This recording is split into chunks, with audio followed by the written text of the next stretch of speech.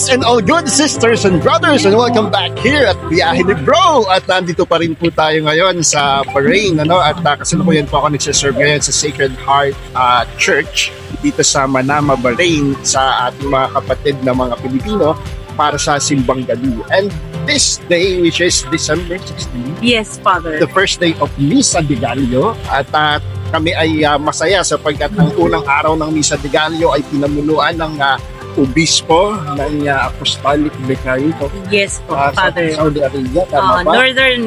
Vicariate. Northern Vicariate ng Saudi Arabia na si Bishop Aldo. Ano nga Berardi. Bishop Aldo Berardi.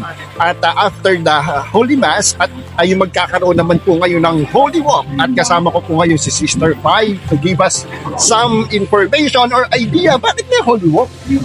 Magandang buhay sa lahat ng mga nanonood sa vlog ni Father. Ito pong Holy Walk for a Cause ay ginagawa po ito yearly.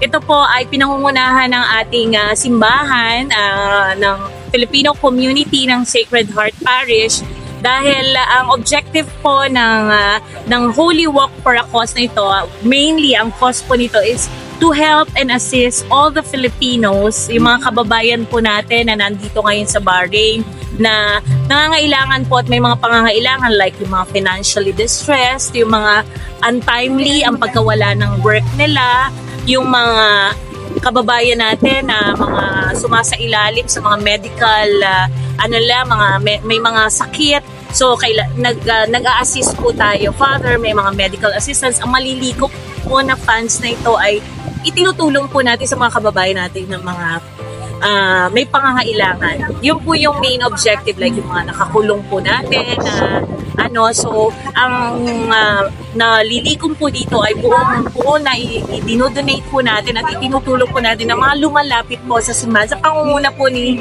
Father Anthony. Yes, okay. Si Father Anthony Almasan, siya po ang naka-in-charge sa PhilCom. Yes po. Okay, sa Filipino community. And very timely ito kasi nga Advent season is the season of giving, At